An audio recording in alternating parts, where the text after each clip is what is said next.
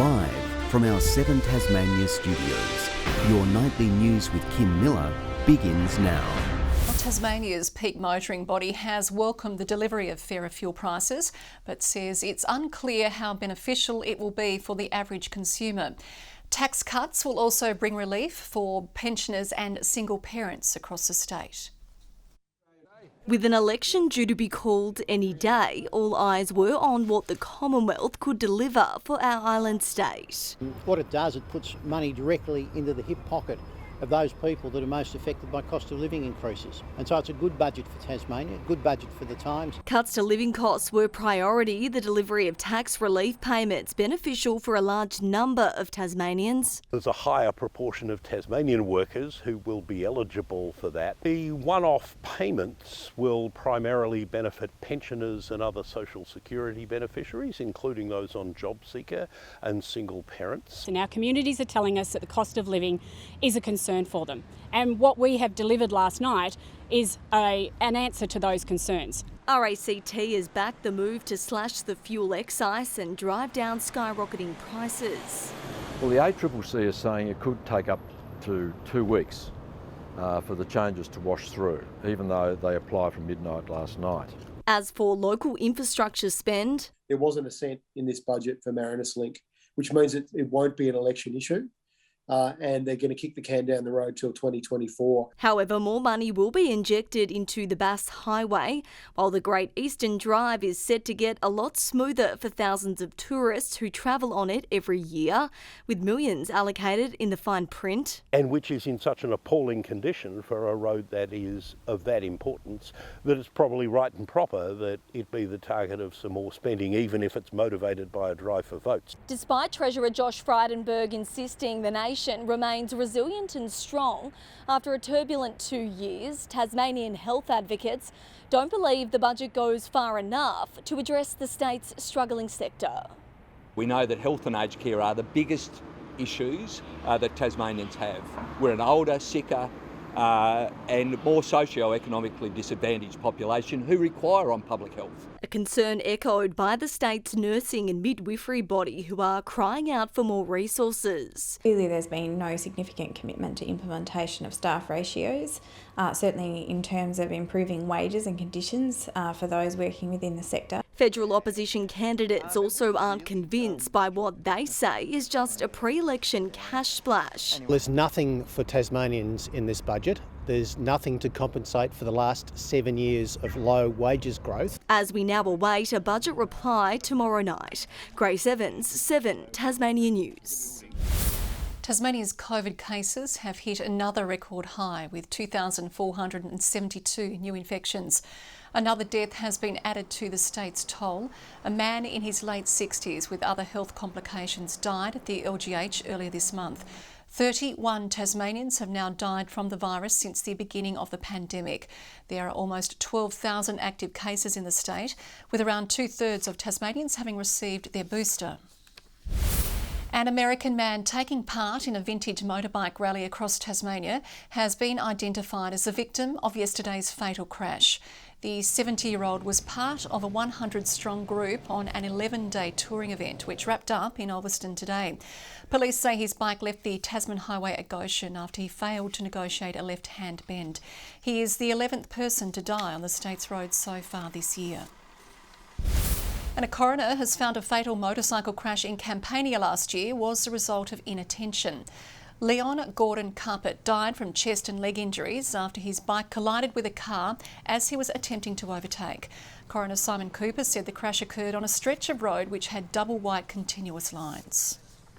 In developing news, police are responding to a serious crash between a car and motorcycle on the Bass Highway at Wynyard. The highway is currently closed between Calder and Deep Creek roads. Traffic is being diverted via Inglis Street.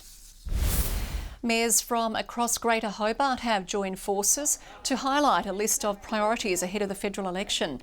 5 projects are outlined in the partnership designed to invest in infrastructure, create local jobs and stimulate recovery in the city.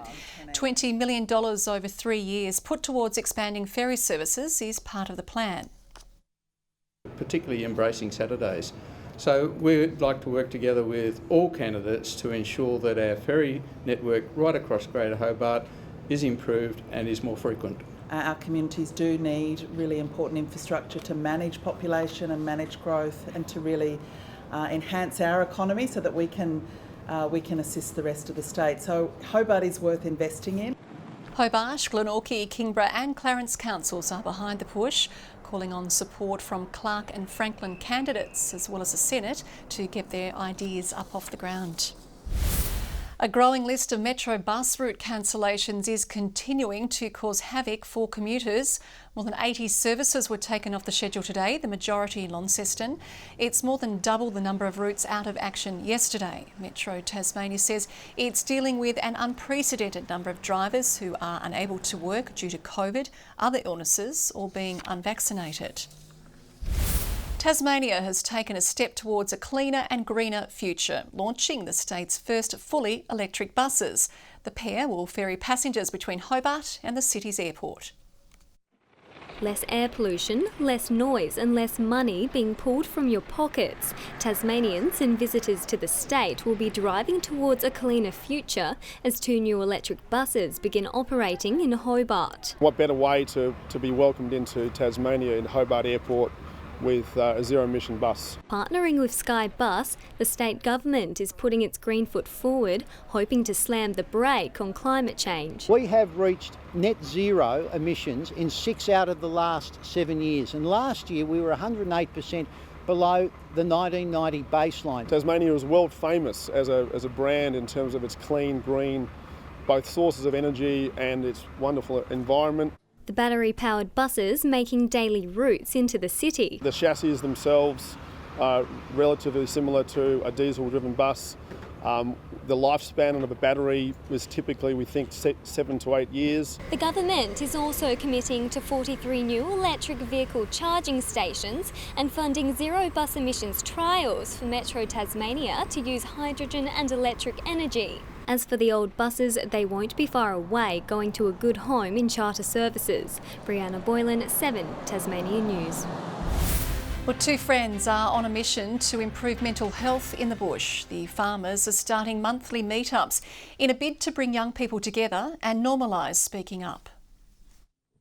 Jock Gibson and Christy McFarlane love working on farms, but like any job, it comes with its challenges. Farming's really tough job and you're always on the farm. There's not much of a social life, and yeah, the isolation and kind of gets to you a bit. The pair of mates is hoping to change that, bringing young farmers together to socialise and speak up about their struggles.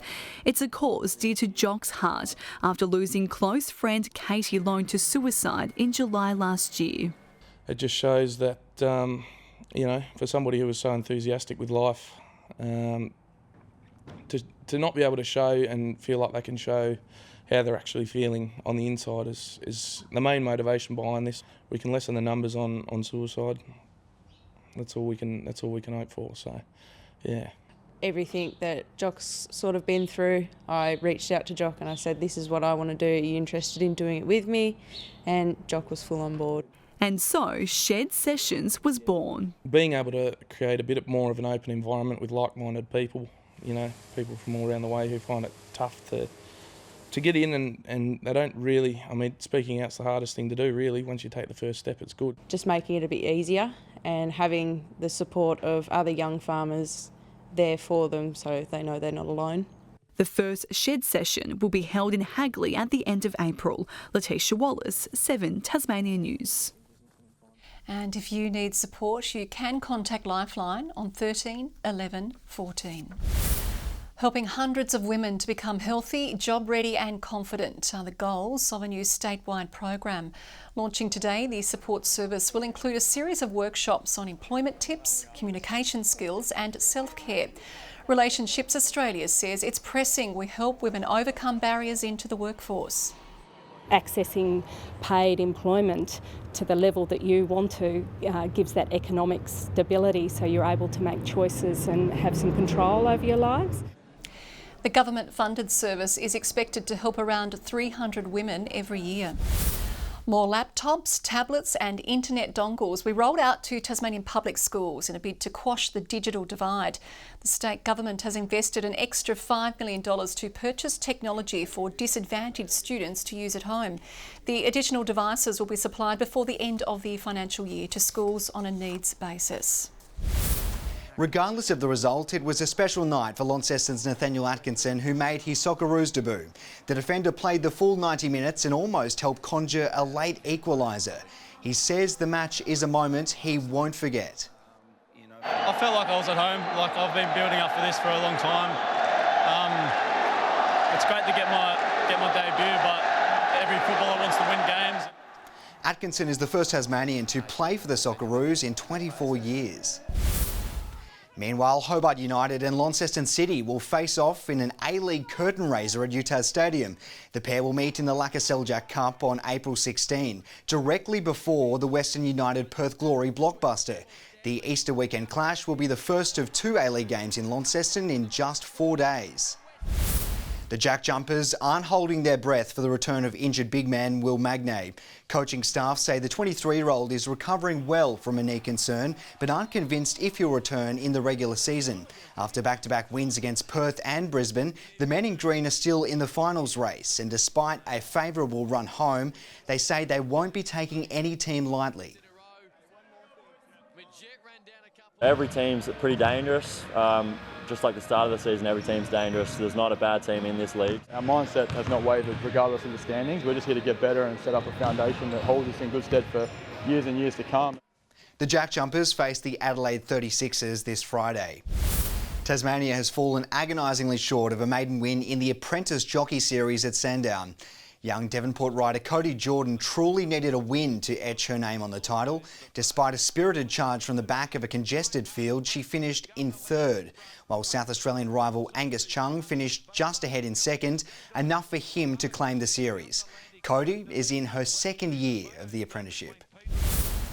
Good evening. 24 was the state's top in Launceston today, 17 in Hobart, Burnie 21 and 23 in Devonport.